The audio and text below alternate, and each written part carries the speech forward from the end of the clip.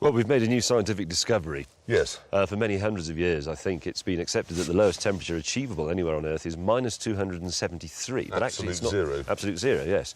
But it's not true, No. as it turns out. No, Jeremy. it was minus 299 in my tent last Yeah. night. I want to present you. I know this looks very picturesque this morning, but I want to present you some of the discomfort I had to endure last night. This was my pillow. What they'd done is they got the case and simply walked around the campsite, filling it with either bits of manure or sharp stones, and then they'd sort of lightly smothered it with a sprinkling of icy melted glacial water. Yeah. And that was my pillow. This was my sleeping bag, my comedy Indian sleeping bag. So you do the zip up, but it remains open. Look, it didn't work, nothing.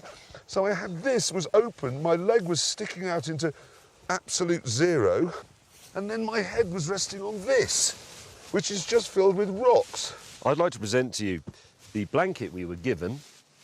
Here it is. Oh, it's a bit garish, but you think, well, that looks like a nice fluffy blanket. But I'd like to point out that... Completely transparent. Yeah, it's see-through.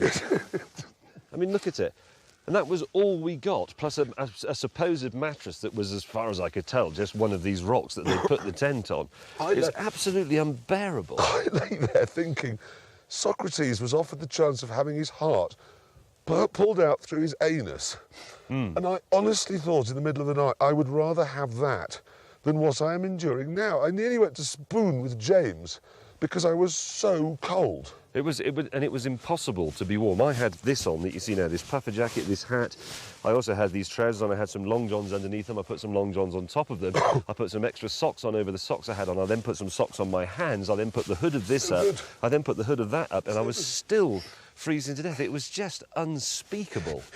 And I contemplated ending it. I thought swiftly. I'm going to set fire to my tent so that I'll have a brief moment of warmth before death's cold embrace takes me. Yes. And then I was lying there and I could only hear the sound of my own teeth smashing themselves to pieces as they chatted into one another. I had a moment of genuine panic. I was lying there and I thought everybody else is asleep, but I'm not, and I am genuinely freezing to death and it's making my head hurt. And what shall I do? Shall I make a break for the rolls? What if I can't find it in the dark? And what if I can't find the rolls or the keys onto it and I then can't find my way back to my tent? And then you trip over a guy rope. Because that's the other thing about tenting. The campsite is littered with excrement and rope, so you trip over a rope with face first in excrement. Yep. And then, well, it warm you up. And also, the other thing, I can't remember how high we are now, about 13,000 feet? Yes. It's the air at night is very cold, but it's also very thin. So you'd be curled up and you'd get into a sort of fetal position, still, you know, not trembling with the cold, but vibrating like a badly tuned diesel dumper truck. No, he's right. But then you think, I'm going to turn over the other way and see if I can wrap myself up more. And the effort of doing that left me so breathless, I thought, I am actually going to suffocate. I have to get down the mountain where it will be warmer and I can breathe. But you can't. And why are the sleeping bags, why are they shiny on the outside? So you put the blanket on it and it just falls straight, well, blanket, the lace curtain on it, it falls straight off. Why, and this is a deadly serious question because I want somebody to answer it, do we have this vogue for a sleeping bag that is effectively mummification? Why, I mean, when I was a boy, a sleeping bag was rectangular and you could move around inside it and take a book inside it and a torch and things like that. But this is, you just wake up in the night thinking, somebody's come into my tent and performed some strange bondage act on me. I can't move my arms. I wanted to Minus get 299. up and kill Hammond. I mean, kill him. Kill him. I was just quick and stab him in the heart because he made me go through hell. I think we need to get some scientists up here to investigate this phenomenon of the lower temperature than we thought was possible. It was lower. My tent was...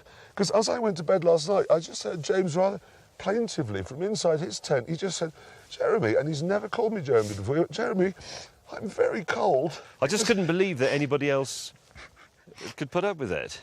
I couldn't believe this wasn't just a campsite of wailing and sort of self-immolation to just get it over with. It was... Look at it. It's just disgusting and medieval. Where's my Rolls Royce?